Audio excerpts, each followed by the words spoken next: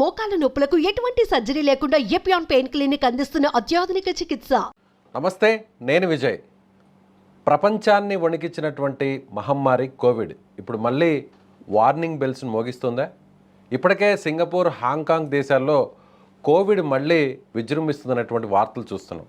అయితే ఇప్పుడు తాజాగా మన ఇండియాలో కూడా మళ్ళీ కోవిడ్ కేసులు నమోదవుతున్నాయి. ప్రజెంట్ యాక్టివ్గా ఉన్నటువంటి కేసులు దాదాపు 257 వరకు ఉన్నాయి. అందులో కేరళ, మహారాష్ట్ర, కర్ణాటక ఇలా వివిధ ప్రాంతాల నుంచి కూడా కేసుల సంఖ్య పెరుగుతుంది. అయితే ముఖ్యంగా విదేశాల నుంచి తిరిగి మన దేశానికి వస్తున్నటువంటి కొంతమంది సెలబ్రిటీస్ కూడా కోవిడ్ వచ్చినట్టుగా తెలుస్తుంది. అసలు నిజంగా ఇప్పుడు వస్తున్నటువంటి ఈ వేరియంట్ వల్ల ప్రమాదం పొంచి ఉందా? కేసుల సంఖ్య మరింత పెరిగే అవకాశం ఉందా? వీటి గురించి డిస్కస్ చేద్దాం. మనతో పాటున్నారు ప్రముఖ వైద్య నిపుణులు రవికాంత్ గారు. సార్ నమస్తే. నమస్తే అండి. సార్, ఈ కోవిడ్ పేరు చెప్పగానే అందరూ కూడా 2020 ఆనాటి పరిస్థితులే గుర్తుకొస్తాయి. మళ్ళీ ఆ స్థాయిలో ఇప్పుడు కోవిడ్ ఏమన్నా విజృంభించే అవకాశం ఉందంటారు ఈ వేరియంట్? నా ఉద్దేశంలో అయితే కోవిడ్ ఎక్కడికి పోలేదండి. మళ్ళీ రావటం మళ్ళీ పోవటం అనే మాట లేదు.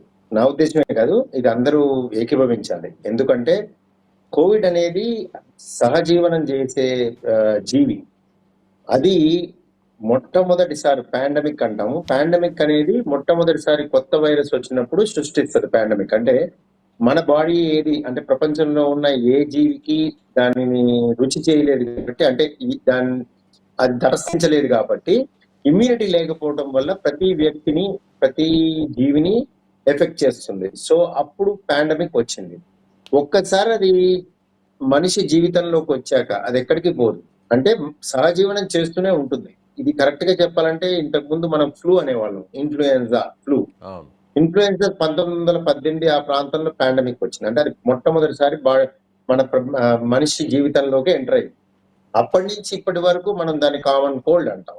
అంటే అది మొదట్లో ఇట్లనే మహమ్మారిగా అందరినీ ఇబ్బంది పెట్టి సహజీవనం చేస్తూ కొంతమందిలో విజృంభణ ఉంటుంది. ఆ కొంతమంది ఎంతమంది అంటే 1000లో ఒకళ్ళు కానీ 10,000లో ఒకళ్ళకి కానీ ఆ విజృంభణ ఉంటుంది. మిగతా అందరికీ మామూలుగా ముక్కు పుచ్చుకోవటం, గొంతు కష్టంగా ఉండటం, పడుకోవటం, కొంచెం బాడీ ఎక్స్ వచ్చి ఒక రోజు పడుకోవటం, మళ్ళీ యథాతథంగా 5 రోజుల్లో మనం లేచి నడవటం. దీన్నే ఇప్పుడు మీరు చూసినట్టయితే కోల్డ్ పారాసెటమాల్ కి అయితే 10 రోజులు, ఇంకో దానికైతే వారం రోజులు, లేకపోతే 7 రోజులు అంటారు చూడండి, ఆ టైప్. వైరస్ అనేది సహజీవనం చేయటం ఒకటి పాయింట్. వైరల్ ఇల్నెస్ అన్ని కూడా స్పాంటేనియస్ గా తగ్గుతాయి, అంటే దానంతరవే సర్దుకుంటాయి. కొంతమందిలో రీజన్స్ వాట్ ఎవర్ మేబీ, అంటే వైరస్ కి ఆ మనిషికి సహజీవనం చేసే పరిస్థితి లేకపోవటం అవ్వచ్చు, అంటే ఇమ్యూనిటీ మనిషిలో తక్కువ ఉండొచ్చు, లేకపోతే వైరస్ లో విరులెన్స్ ఎక్కువ ఉండొచ్చు, అదనంగా వేరే వ్యాధులు ఉండొచ్చు. సో ఇవన్నీ కూడా కూడగట్టుకొని కొంతమందిలో ఇది విజృంభించి న్యూమోనియాకి దారితీస్తుంది. న్యూమోనియా అంటే ఊపిరితిత్తుల ప్యారెంకైమాలోకి వెళ్ళి దాన్ని దెబ్బతీయటమే కాకుండా అవయవాల్లోకి, బ్లడ్ లోకి స్ప్రెడ్ అయ్యి వైరీమియా అంటాం. దాంట్లోంచి అన్ని అవయవాలను ఎఫెక్ట్ చేసి అందులో మాకు ఉండే కూడా మా దగ్గర కూడా వచ్చే అవకాశం ఉంటుంది, మయోకార్డైటిస్ అని. సో ఆ విధంగా మేము మయోకార్డైటిస్ కాంప్లికేటెడ్ కేసెస్ చూస్తూ ఉంటాం. ఇది కోవిడ్ విషయంలోనే కాదండి, ఏ వైరస్ అయినా for that matter, adeno virus. కానీ సార్, ఇప్పుడు వెలుగు చూస్తున్నటువంటి కేసులన్నీ కూడా వేరే దేశాల్లో, సింగపూర్, హాంకాంగ్ ఇలాంటి దేశాల్లో కావచ్చు, ఇప్పుడు కొత్తగా మన దేశంలోని వివిధ రాష్ట్రాల్లో కూడా నమోదవుతున్న కేసుల గురించి, అంటే ఇది పాత వేరియంటేనా లేదంటే కొత్తగా వచ్చినటువంటి వేరియంట్? దీంట్లో మ్యూటేషన్ చేంజెస్ ఎలా ఉంటాయి? అంటే పాత వేరియంటే ఉంటుంది కానీ కొంచెం వేరియేషన్ ఉంటుంది. లిటిల్ వేరియేషన్ ఉన్నప్పుడు అది బయటకు వస్తుంది కంపారిటివ్ గా. అంటే అది జీవించడానికి ప్రయత్నం చేసినప్పుడల్లా మ్యూటేషన్ వచ్చి మారుతూ ఉంటుంది. అంటే లేకపోతే అది సర్దుబడిపోతుంది. అంటే మనం మన జీవన శైలిలో మార్పులు చేసి అప్డేట్ అయితేనే మనం కూడా రాణిస్తాం అన్ని విషయాల్లో. అలానే ఆ వైరస్ కూడా కాలాంతరంలో నువ్వు మళ్ళీ పైకి వచ్చి అది బతకడానికి మ్యూటేషన్స్ వస్తాయి. ఆ మ్యూటేషన్స్ ఉంటాయి, అది సహజమే. సో అది వచ్చినప్పుడే మనకి బయటకు కనిపిస్తూ ఉంటుంది సీజన్స్ లో. సో ఇప్పుడు ఏంటి అంటే నేను చెప్పేది ఏమిటి అంటే, ఇప్పుడు ఫర్ ఎగ్జాంపుల్ నేను అపోలో హాస్పిటల్ జూబ్లీస్ లో ఉన్నా కదా, ఇక్కడ మీకు ఫిజిషియన్స్ అందరూ కూడా వారానికి కూడా కాదు, 10 రోజులకు ఒక 2 చూస్తున్నారు. 10 రోజులకి 2 వరకు కోవిడ్ కేసెస్ ని చూడటం జరుగుతుంది. ఏది కూడా విజృంభించి న్యూమోనియా మనకి ఐపీ పేషెంట్ అంటే ఇన్ పేషెంట్ గా మారి ఐసీయూలో చేరటం జరగట్లేదు. ఎస్, ఇప్పుడు అండ్ ఆల్రెడీ మీరు ట్రేస్ అవుట్ అవుతున్నాయి, మీరు చూస్తున్నారు, వాళ్ళకి ట్రీట్ కూడా చేస్తున్నారు ఇక్కడ హాస్పిటల్లో, మీరు అక్కడ ఉన్నటువంటి హాస్పిటల్లో క్లినిక్లో అంటున్నారు. ఇప్పుడు వచ్చినటువంటి వీరందరూ అవును. కూడా ఒకవేళ కోవిడ్ ట్రేస్ అవుట్ అయితే టెస్టులు చేసిన తర్వాత ఇది ఎన్ని రోజులు బాడీలో ఉండే అవకాశం ఉంది? దీని తీవ్రత అంటే సిమ్టమ్స్ కావచ్చు, జ్వరం వంటి లక్షణాలు కావచ్చు, ఇవి ఎన్ని రోజులు ఉండే అవకాశం ఉంది? ఇది వేరియబుల్ అండి. ఈ క్వెషన్‌కి ఆన్సర్ ఏంటంటే వేరియబుల్. అంటే కొంతమందికి అసలు లక్షణాలే ఉండవు. అంటే ఏ బాధరబంది లేకుండా బయట ఊరికే పరీక్షలు చేసుకుంటారు కదా మన దగ్గర కామన్‌గా. ఈ ఊరికే పరీక్షల్లో ఎవరైనా కోవిడ్ చేస్తే అది బయటపడటం అదొకటి. బాధతో వచ్చినప్పుడు అంటే జలుబు, బాడీ ఏక్స్‌తో వచ్చినప్పుడు వాళ్ళకి పాజిటివ్ వచ్చిన వాళ్ళు కొంతమంది 3 రోజులకు గాని, 5 రోజులకు గాని సర్దుకుంటుంది. మెజారిటీ పీపుల్‌లో చాలా ఎక్కువగా ఉండేది 2 రోజులే. ఒక రోజు, 2 రోజులు. అంటే జ్వరం తగ్గిపోతుంది. వైరస్ కూడా వెళ్ళిపోతుంది. అంటే 3 days maximum at the most 5 days virus బాడీలో ఉండేది. మెజారిటీ ఆఫ్ టైమ్స్ వైరస్ త్వరగానే వెళ్ళిపోతుంది బాడీలోంచి. అయితే వైరస్ చేసే పనులు మాత్రం ఉంటాయి. అంటే ఏంటవి? ఇప్పుడు బాడీ ఏక్స్ అన్నాను కదా! బాడీ ఏక్స్ లాంటివి సర్దుకుపోయి తర్వాత తగ్గిపోవటం ఉంటుంది. జ్వరము. తర్వాత సర్దుకుపోతుంది, తగ్గిపోతుంది.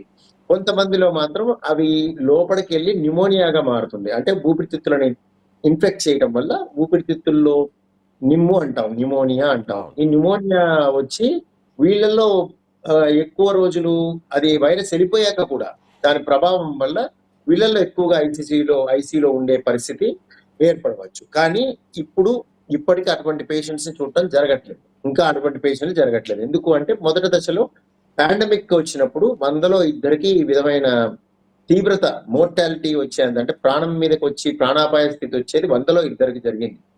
ప్రాణాపాయ స్థితి. హాస్పిటల్ అడ్మిషన్ అయ్యే పరిస్థితి 100లో 15 మందికి జరిగింది. ఇది ఎప్పుడు నేను చెప్తుంది పాండమిక్‌లో 2020. ఇప్పుడు మాత్రం ఆ విధంగా లేదు. ఇప్పుడు 1000లో ఒకళ్ళకి మాత్రమే ప్రాణాపాయ స్థితి ఉంటుంది. అండ్ తీవ్రత హాస్పిటల్ అడ్మిట్ అవ్వడం కూడా 1000లో ఒక 10 మందికి ఉంటుంది. అంతకంటే ఇది స్ప్రెడ్ స్ప్రెడ్ ఎలా అవ్వటం ఉంది? అంటే అనేది 2020, జనరల్‌గా 21లో ఏ ఏ రోజు విధంగా అయితే అందరికి స్ప్రెడ్ అయిందో అలాగే ఇది కూడా స్ప్రెడ్ అయ్యే ఛాన్స్ ఉంది. స్ప్రెడ్ అవ్వటం సేమ్. మీరు ఇంతకు ముందు ఎలానో అలానే. కొత్త విషయం ఏం లేదు. ఇదే కాదు for that matter any flu virus. It travels through nose లోంచి గాని, మౌత్ లోంచి గాని ఎయిర్ డ్రాప్లెట్స్ వచ్చి అవి పక్కన దగ్గరలో ఉన్న వాళ్ళకి వ్యాపిస్తాయి. అందుకే మాస్క్ పెట్టుకోమంటాం. వచ్చిన వాళ్ళేమో వేరే వాళ్ళకి ఇవ్వకుండా మాస్క్ పెట్టుకోవడం. రాని వాళ్ళేమో వీలైనంత వరకు మాస్క్ పెట్టుకొని ఎవరైనా ఉన్న వాళ్ళ దగ్గరికి వెళ్తే రాకుండా ఉంటదని. So right sir. ఈ విధంగా అలాగే మీకు డాక్టర్ గారు కోవిడ్ వచ్చిన ఇద్దరు పేషెంట్స్ చనిపోయారు మన ఇండియాలో అంటున్నారు. అందులో ఒకరు ఏదో క్యాన్సర్ వ్యాధితో బాధపడుతున్నవారు, మరొకరు వేరే కిడ్నీ ఇష్యూస్ ఉన్న ఆ, చిన్న వయసు ఉన్నటువంటి అబ్బాయి చనిపోయారు అని అంటున్నారు. సో అంటే ఆల్రెడీ వాళ్ళకి ఇష్యూస్ ఉన్నాయి కాబట్టి వాళ్ళు డెత్ అవ్వడం జరిగింది. కాబట్టి వేరే రీజన్ లేని వాళ్ళు భయపడాల్సినటువంటి అవసరమే లేదు అంటారు. అంతేనా ఫైనల్గా? లేదండి. అస్సలు లేదు. ఇంకోటి ఇది కొత్తగా వచ్చింది అనుకోకండి. ఇది ఉంది. మనతో పాటు ఉంది. మనలో ఉంటుంది. ఇది సీజనల్‌గా పెరుగుతూ ఉంటుంది. ప్రతిసారి మీరు బ్యాక్ వెళ్లి మీరు ప్రతి న్యూస్ ఇంతకుముందు వచ్చిన న్యూస్‌ని చూడండి. ఎన్ని సార్లు అన్నారు చెప్పండి? ఈ విధంగా మళ్ళీ వస్తున్నాయి. మళ్ళీ అంత భయభ్రాంతులైపోయే విధంగా ఎన్ని సార్లు అన్నారో మీరే చూడండి. సో నేను బల్లగుద్ది ఏది రాదు, ఇంకో వైరస్ రాదని నేను చెప్పలేను. అలా కాదు. బట్ దెన్ కోవిడ్ విషయానికొస్తే ఆ అవకాశం తక్కువ ఉంటుంది. ఎందుకంటే అది మనకి ఆల్రెడీ పరిచయం.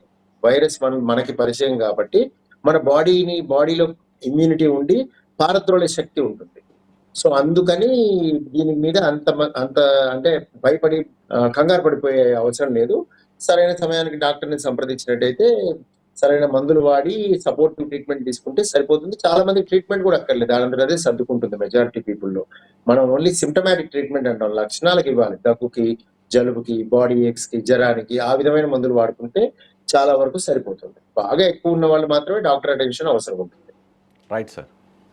Thank you sir.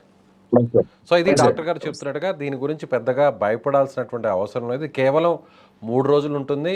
తీవ్రత పెరిగితే మరో 5 రోజులు ఉంటుంది.